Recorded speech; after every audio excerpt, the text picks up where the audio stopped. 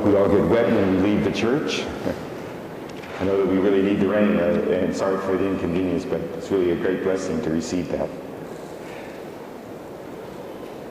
One of the movies that I always enjoy an awful lot is Young Frankenstein, Mel Brooks' parody of the Frankenstein series. It's just loaded with all kinds of funny scenes. And mentioning last night, lots of people came up afterwards saying how much they too had enjoyed the movie. In fact, they said, all I started doing was thinking about that movie and forgot about your homily, so please don't do that. For a little bit. One of the really great scenes is when they revived the monster, or comes to be known as the monster, and he's just starting to awaken. And one of the assistants, Igor, who insists on being called Igor instead of Igor because Dr. Frankenstein insists on being called Frankenstein or Frankenstein. So he changes his name too. It's really funny. He lights a match. And of course it sets him off. The fire gets him all upset. And he starts choking Dr. Frankenstein, played by Gene Wilder. And they have to subdue him. And so Dr. Frankenstein turns to Igor and says, now, was this the brain of Hans Dilbeck, the great humanist? No, he says, no. He says, well, whose brain is it that I put in there? He says, you won't be angry? He says, I will not be angry. He says, Abby somebody. Abby somebody? Abby who? Abby normal. He says, you mean I put an abnormal brain in a 7-foot-tall, 68-inch-wide gorilla? And then he starts to choke him and they have to subdue him too. It's really a cute scene, but it brings up that whole question of reanimation, coming back to life. That's something I think that really most of us would be anxious to do, and yet this is the experience of Lazarus in the gospel today, obviously in a totally different context.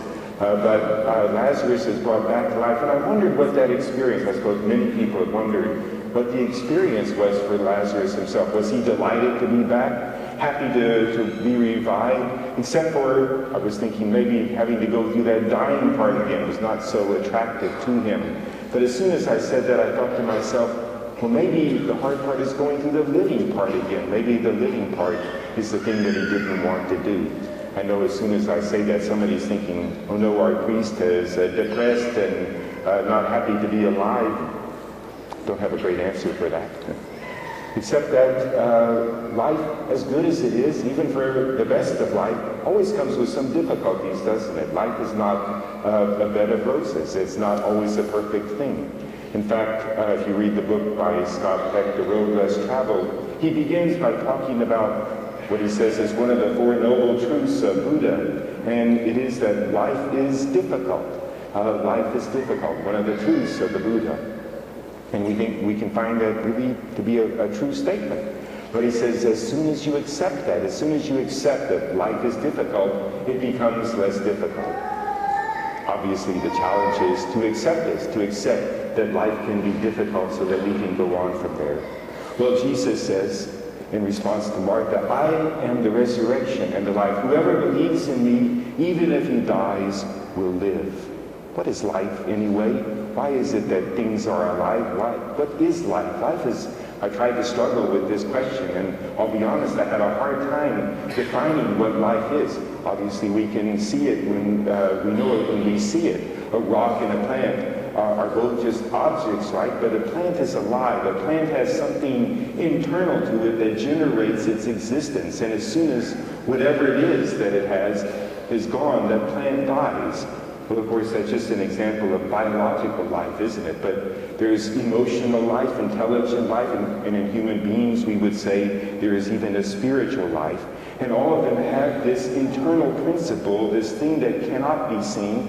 Of course, we call it the soul, that gives us life, that brings it into existence, that gives it being.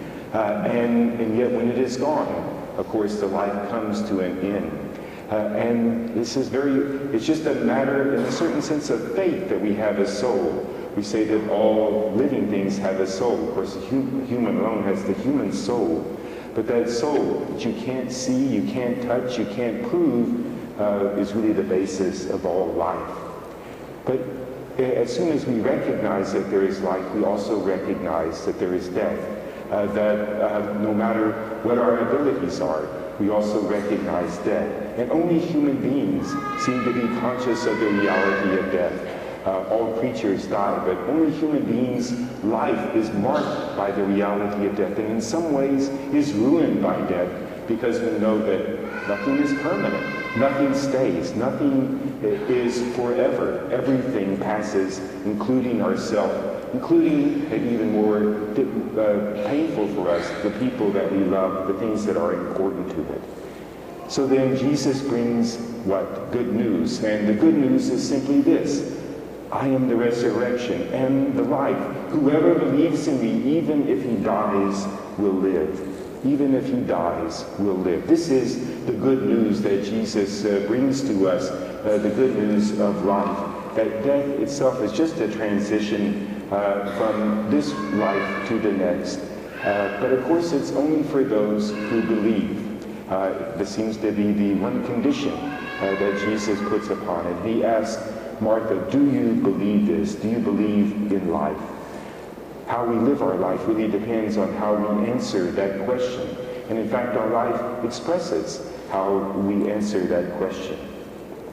The reality of death is not a matter of belief, is it?